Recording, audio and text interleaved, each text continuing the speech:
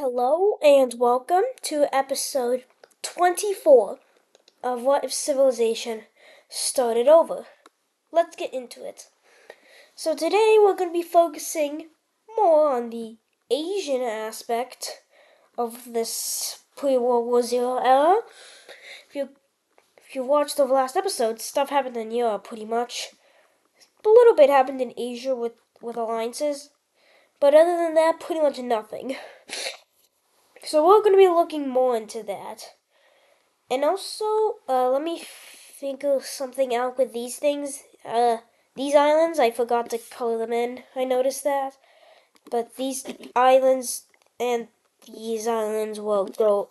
Oh, and these islands will go over to the Papua New Guinea country. And look around, tell me if there's any islands that may be there. But now let's get into it. So, Vietnam, which is now not Vietnam, it's just really South China, is screwed. Yeah. So, with being screwed, they're going to get jumped. So first, the Southern Chinese Lime team is going to move its troops down here. Then Myanmar is going to move its troops and then squeezing in. Yeah, this thing is done for. So let's look at the peace treaty. Okay, so the Myanmar country gets this, and the South China country gets this. The capital city is split, and now there's no Vietnam. But we're actually going to be staying in the Lime team, nope, not that. The capital is being moved from where it was before to down here. This is for better trade purposes and less purpose for this area, and more valuable lands from the conquered lands. And speaking of, the alliance thread, it's about to collapse. Oh yeah, this alliance, the 4-point star alliance, is very unstable. And the first member that leaves is the Burn country.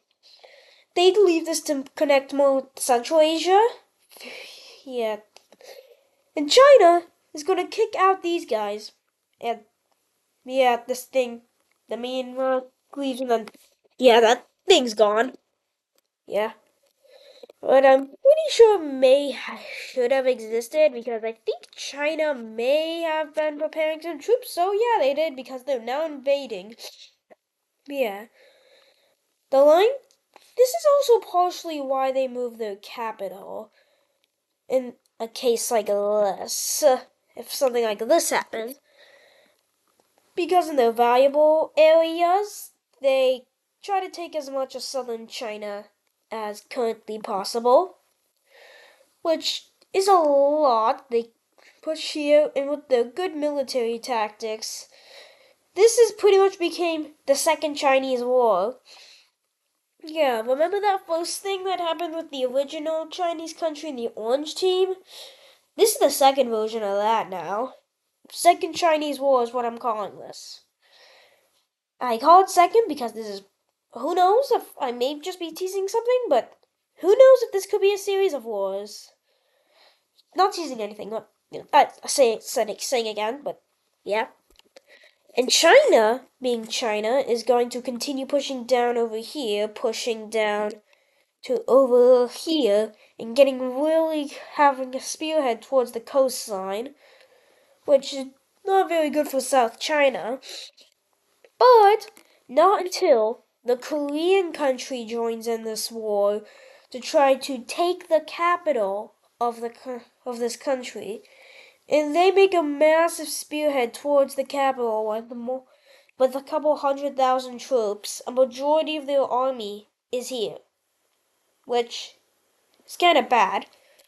But the Orange team will also join this sort of northern coalition against northern China. And yeah, guess this is a real Second Chinese War. I haven't recorded in a while, so yeah. Okay. But now the Blue country is going to join in on this war. And the Northern Front, it's not looking too good for China. which is going to cause the Lime country to push back the Chinese down here, making a pretty stable front in China. But you know, I was saying how most of the Korean military was kind of on the Chinese front. That may have been a bad idea because Japan. Oh, they thought they could trust them. I guess they can't. Okay, that's a pretty big invasion. That wasn't the valuable areas though. So wait. They're pushing down more. Okay. They're making naval landings. Wait. Well, that's the northern half. Wait, the southern half. Whoa. That's a lot. And Japan is doing a full-on surprise attack invasion of the Koreans, which is going to cause the Koreans to bring troops all the way back to these fronts. So now the Koreans are fighting a three-front war, which is not good historically, which is going to cause the Chinese to push back, but they still keep a stable front about here.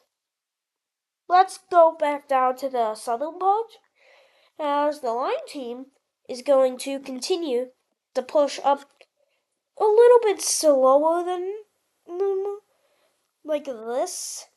Yeah, they continue pushing up. They go around this river, and really looks like they may win. The South China may win the Second Chinese War instead of North China, which that could happen. Just saying, they're getting pretty close, but not until some other possible outside troops get sent in from a certain from a certain alliance.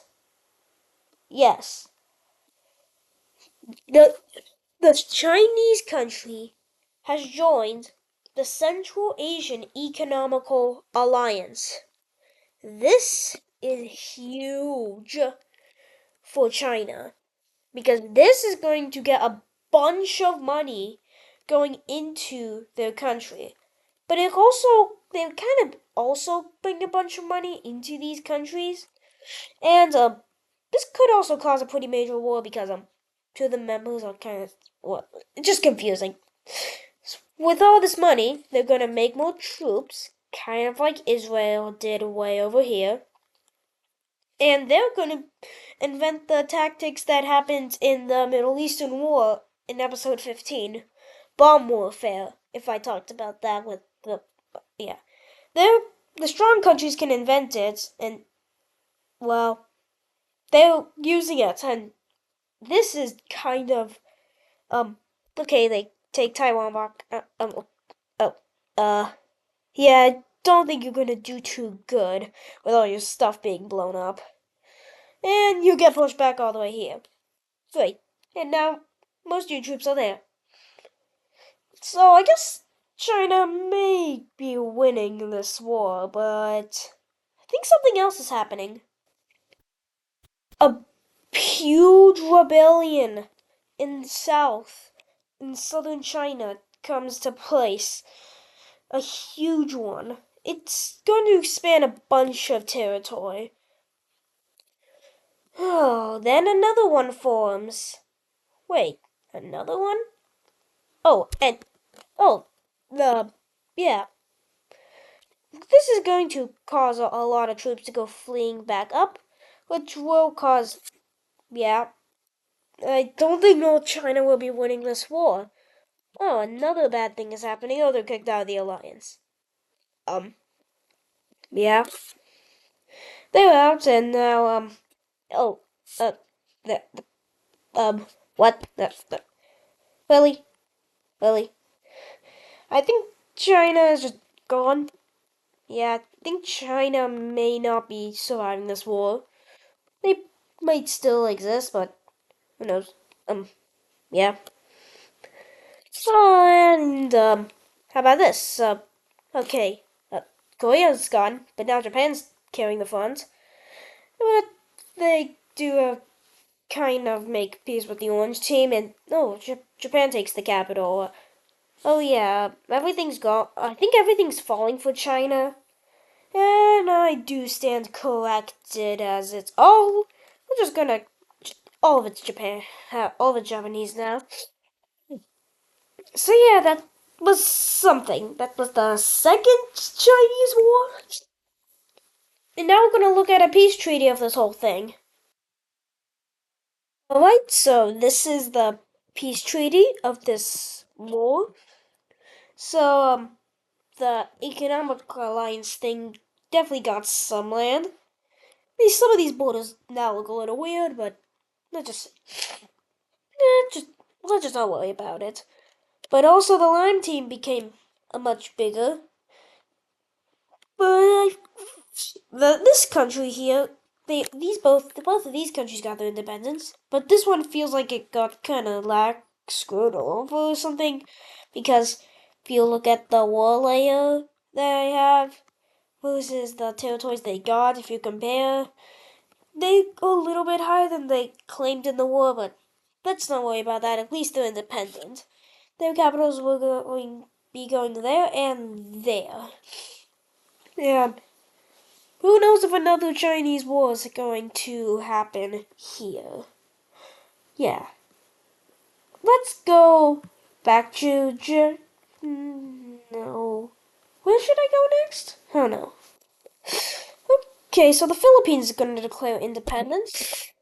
And, well, they are going to, they're going to pretty much, claim all of these Filipino islands. Myanmar doesn't really care too much. They won't really take much out of this. And they feel like they're going to save more money by doing this. So, overall, they agree with these terms. And, yeah. So, well, yeah. Now, we're gonna try and stay in Asia the rest of this episode, as the Indian country is going to invade Myanmar. But not before a military alliance is formed between a couple nations. Yep, I can see that. There. That's a good yellow color. I can actually see the shape. And these three Indian countries combined might be able to beat Myanmar. But who knows?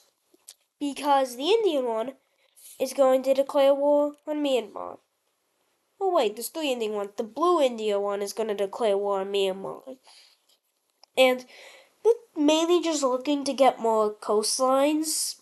And possibly try to get down to the capital, but yeah. They're doing pretty well. It kind of shows the war that this country may be pretty weak. But the world isn't gonna do much about it, as they've got. Oh wait, they don't have the resources. Oh, they're falling. Wait a second, is that another thing coming back? Okay, maybe not exactly coming back, but it's another Vietnam thing here. Okay, yeah, rebellions everywhere. Oh, I think really, yeah, I have to go to bed soon. So, yeah. Oh wait, I don't think you're surviving me, Myanmar, and yep, you're gone. So let's look at that peace treaty. Alright, so this is the peace treaty. India will get some of this lands, and the Myanmar capital is kind of surrounded, so don't do that again. And the Purple Rebels become independent and pretty much Vietnam again. Their capital will be right there. And that is actually going to do it for today's video. I hope you enjoyed. See you in the next episode, and bye.